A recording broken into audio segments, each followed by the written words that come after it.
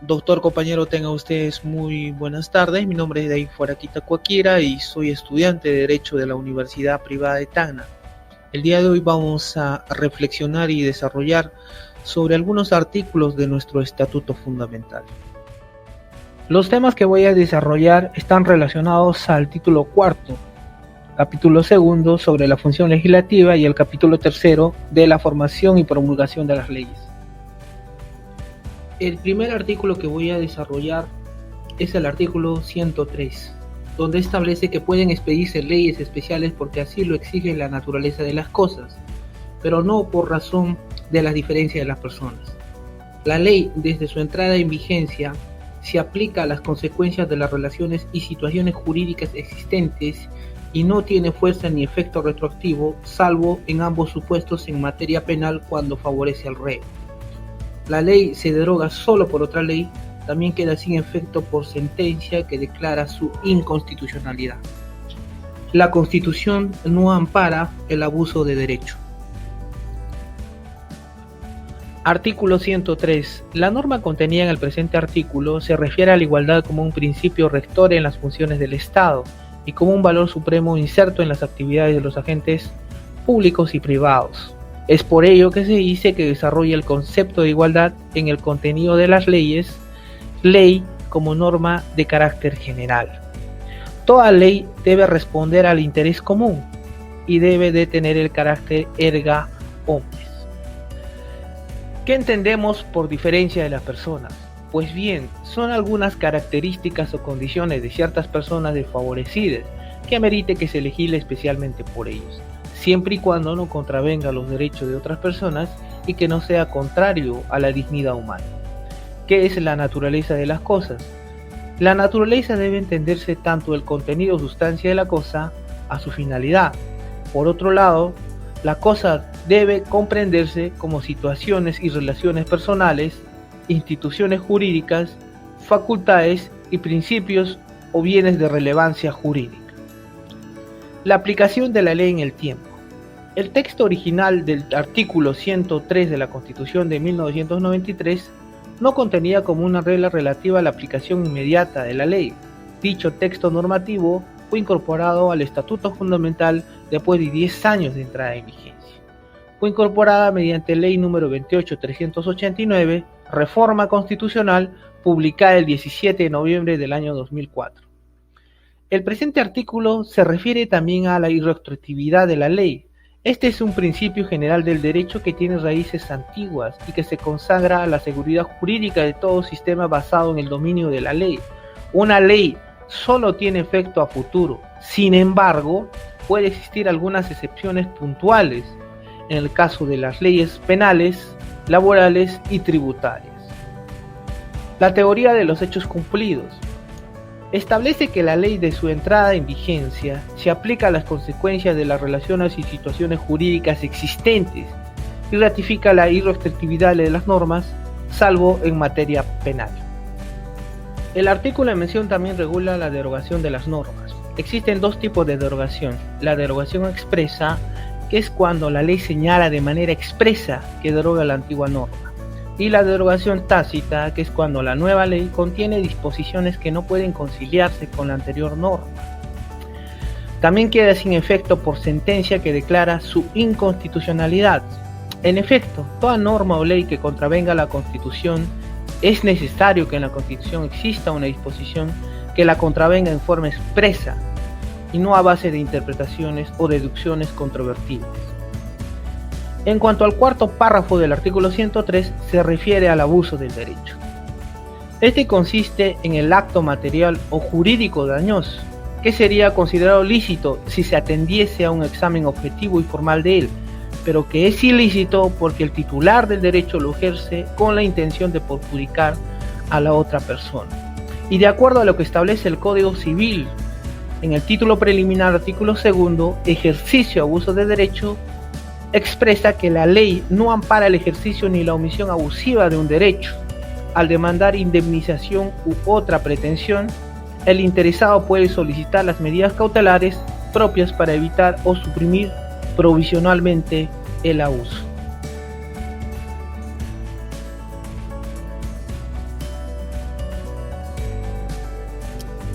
Artículo 104. El artículo 104 de nuestra Constitución señala que el Congreso puede delegar en el Poder Ejecutivo la facultad de legislar mediante decretos legislativos sobre la materia específica y por un plazo determinado establecido en la ley autoritativa. No pueden delegarse las materias que son indelegables a la Comisión Permanente. Los decretos legislativos están sometidos, en cuanto a su promulgación, publicación, vigencia y efectos, a la misma norma que rigen para la ley. El presidente de la República da cuenta al Congreso o a la Comisión Permanente de cada decreto legislativo. En cuanto al artículo 104 de nuestra norma fundamental, la evolución experimentada en la teoría constitucional permite y acepta que el Parlamento comparta con el Ejecutivo las atribuciones de dar leyes. Casi todas las constituciones modernas contienen dispositivos que señalan los requisitos, modos, plazos, materias y procedimientos que permiten al Parlamento delegar temporalmente sus atribuciones de dar leyes. El Parlamento es por autonomía el órgano que expide las leyes. Su origen histórico y su organización institucional están ligados a esta actividad. Ejerce la iniciativa sobre las materias a legislar, las debate y las aprueba. No obstante, el legislativo otorga facultades al Ejecutivo para legislar en determinados temas. La delegación en ese sentido deberá siempre otorgarse con estricta sujeción a los requisitos establecidos en la Constitución. Según García Belaunde, el Estado requiere para su adecuado manejo una mano no solo eficiente, sino rápida y altamente tecnificada. Y esto, como es lógico suponer, no puede estar en manos de grupos numerosos, deliberantes en extremo y con tendencia a la dispersión y a la lentitud. La delegación de facultades legislativas en nuestro ordenamiento constitucional tiene las siguientes características. Es otorgada por el Congreso vía una ley autoritativa. La ley precisa materias y plazos. Es una figura que contiene un carácter excepcional. Siendo una vía excepcional, la delegación debe otorgarse a solicitud expresa del Ejecutivo y no de forma voluntaria y espontánea por parte del Legislativo. Es una institución que debe entrar en funcionamiento cuando así lo requiere las circunstancias, ya que por su propia naturaleza jurídica rechaza el uso abusivo de esta delegación. Un decreto legislativo no es una fuente para otro decreto legislativo. Promulgado un decreto legislativo, el Ejecutivo no puede ni siquiera derogarlo, porque desde el momento de su promulgación y publicación es el Parlamento el que reasume su competencia para mantenerlo, modificarlo o derogarlo. Artículo 105. El artículo 105 está referido a los proyectos de ley, donde claramente establece que ningún proyecto de ley puede sancionarse sin haber sido previamente aprobado por la respectiva comisión dictaminadora, salvo excepción señalada en el reglamento del Congreso. Tiene preferencia del Congreso los proyectos enviados por el Poder Ejecutivo con carácter de urgencia. El presente artículo en su primera parte es una innovación de la Constitución vigente, orientada por el principio del derecho parlamentario. En ese sentido, el estudio previo de todo proyecto de ley en la respectiva comisión especializada, el dictamen a favor de esta última resulta en teoría el único conducto por el medio del cual puede ingresar un proyecto a discusión del Pleno. Pero las prácticas legislativas han demostrado lo peligroso y controvertido de la norma, pues el actual reglamento del Congreso, en el artículo 78, fija que los proyectos pueden exceptuarse del dictamen de comisión, solo con el voto a favor de la mitad más uno del número de congresistas. En virtud de esta disposición se han dado normas con nombre propio, llamados también normas expreso. De esta forma pueden aprobarse sorpresivamente un sinnúmero de proyectos solo con la decisión digitada de la mayoría parlamentaria.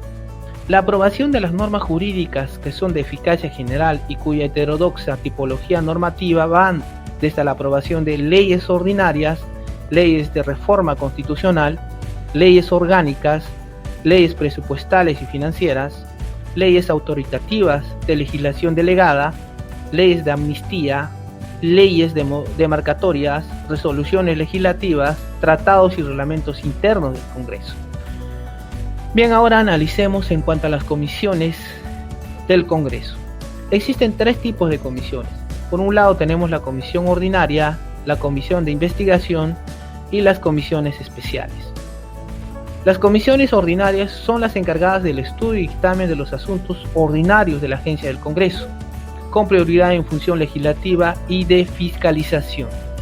Las comisiones de investigación son las encargadas del estudio, la investigación y el dictamen de los asuntos en su conocimiento en aplicación del artículo 27 de la Constitución. Y por último tenemos las comisiones especiales.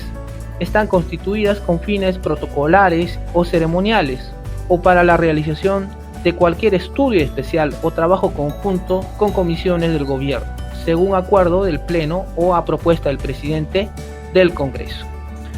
En cuanto a la preferencia de los proyectos de ley enviados por el Ejecutivo, la intención básicamente es de facilitar o agilizarlo todo trámite, con el objetivo pues de que se pueda aprobar una norma con mayor rapidez. Leyes orgánicas. El artículo 106 está referido a esta materia, en la cual señala que mediante leyes orgánicas se regula la estructura y el funcionamiento de las entidades del Estado previstas en la Constitución, así como también las otras materias cuya regulación por ley orgánica están establecidas en la Constitución. Los proyectos de ley orgánica se tramitan como cualquier otra ley. Para su aprobación o modificación se requieren del voto de más de la mitad del número legal de miembros del Congreso. El antecedente directo de las leyes orgánicas se encontraba regulado en el artículo 194 de la Constitución de 1979. Dicho artículo constitucional señalaba que los proyectos de leyes orgánicas se tramitan como cualquier otra ley. Sin embargo, para su aprobación se requiere del voto de la mitad más uno del número legal de los miembros de cada Cámara. La ley orgánica, en ese sentido, tiene como finalidad la organización y el funcionamiento de las entidades del Estado. También las leyes orgánicas pueden estudiarse desde dos puntos de vista.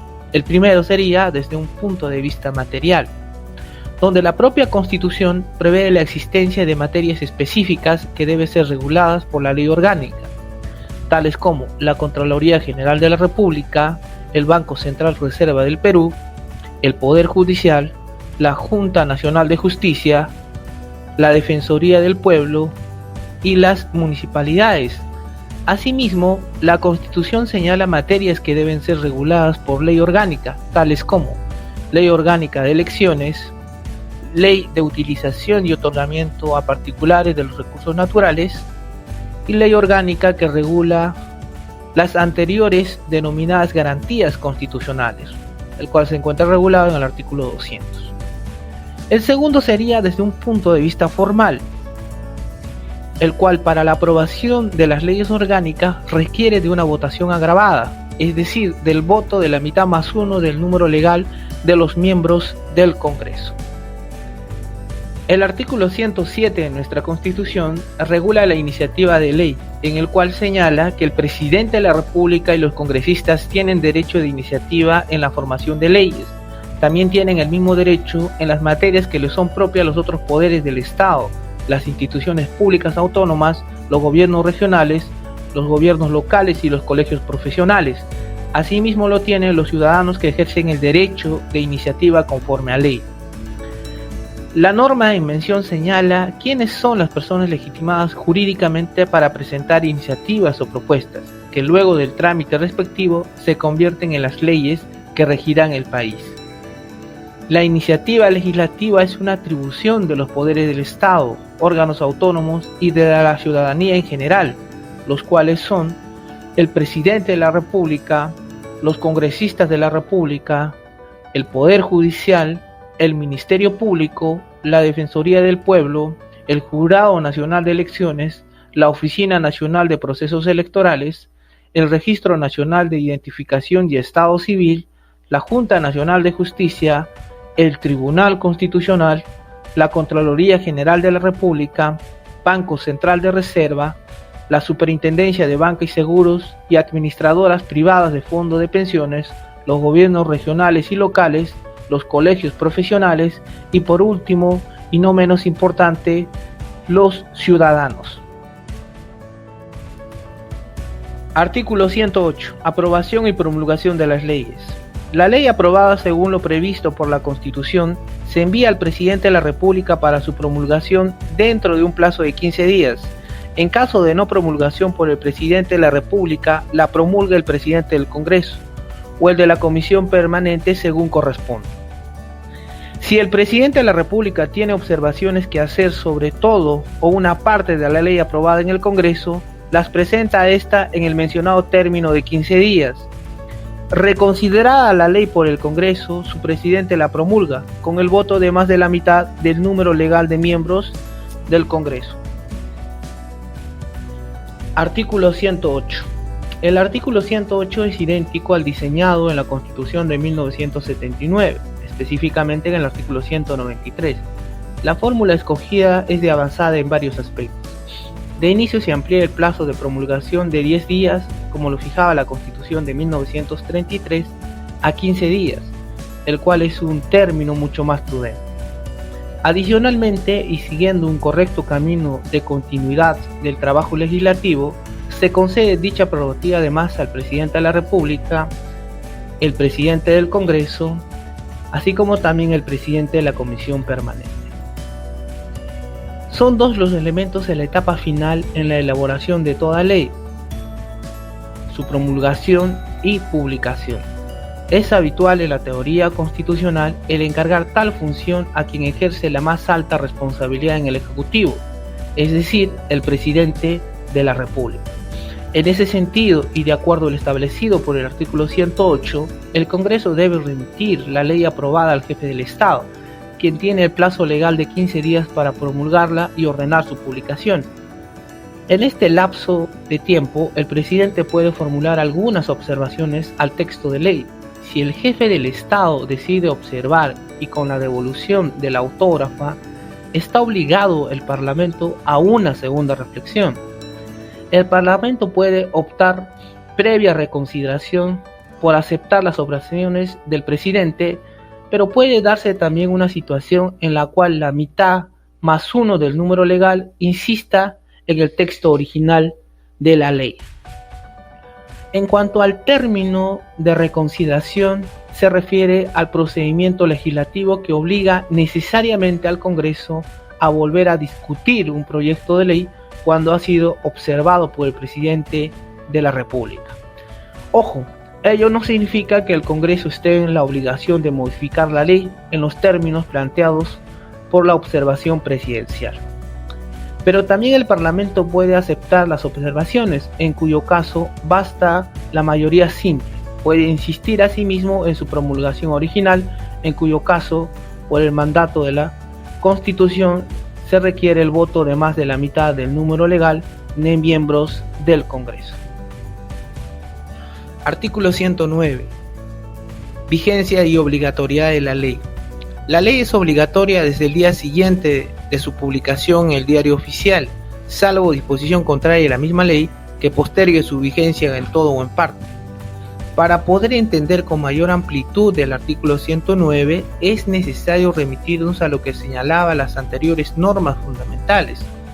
Así, por ejemplo, la Constitución de 1933, en el artículo 132, señalaba que la ley es obligatoria desde el día siguiente a su promulgación y publicación, salvo disposición contraria de la misma ley. Por otro lado, la Constitución de 1979, en el artículo 195, señalaba que la ley es obligatoria desde el 16º día ulterior a su publicación en el Diario Oficial, salvo en cuanto al plazo de disposición contraria de la misma ley. La extensión en cuanto a la entrada en vigencia de una norma de la Constitución de 1979 se debió a que el legislador Ramírez del Villar sostenía que el país era un país complejo geográficamente y que el Diario Oficial llegaba tarde a ciertas regiones. Posteriormente, el constituyente de la Constitución de 1993 decidió hacer una interpretación más simplificada y menos engorrosa, estableciendo en ese sentido que la vigencia de una norma sea al día siguiente de su publicación y, excepcionalmente, que se apliquen ulteriormente cuando así lo señale. Gracias, doctor y compañeros en general.